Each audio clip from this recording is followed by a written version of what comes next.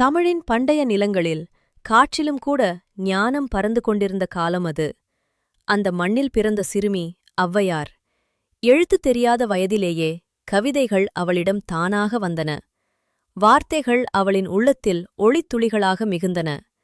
காலம் செல்ல மக்கள் அவளிடம் பல எதிர்பார்ப்புகள் கூறினர். ஆனால் ஔவையார் மனம் வேறொரு பாதையை தேடியது. உலகிற்கு ஒளி கொடுக்கும் ஒரு பாதை. ஒருநாள் பெரும் ஆலமர நிழலில் தெய்வீக அருள் அவளைத் தொட்டது. பிறப்பு வளர்ச்சி அனைத்தையும் கடந்த ஞானசக்தி அவளை ஔவையார் என உருவாக்கியது. பின்னர் சிறுவர்களுக்கு எளிய வார்த்தைகளால் பெரும் வாழ்க்கைப் பாடங்களை சொல்லிக் கொடுத்தாள். ஆத்திச்சூடி அவளின் காலமற்ற பரிசு. அரண்மனைகளில் மன்னர்களும் அமைச்சர்களும் அவள் சொல்லின் ஆழத்தில் தலை குனிந்தனர். அறிவிற்கு முன் எல்லா கம்பீரமும் கரைந்தது. ஒருமுறை மலை தெருவோரத்தில் அவள் ஒருவன் சிறுவனைச் சந்தித்தாள்.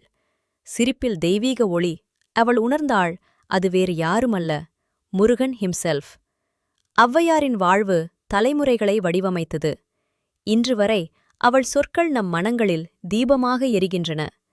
சூரியன் மறையும் நேரத்தில் ஆலமர நிழலில் ஔவையார் உலகை ஆசிர்வதித்தாள். அவள் உடல் மறைந்தாலும் அவள் ஞானம் தமிழின் இதயமாக நின்றது. இதுவே தமிழின் நித்திய ஞானத்தாயார் ஔவையாரின் கதை.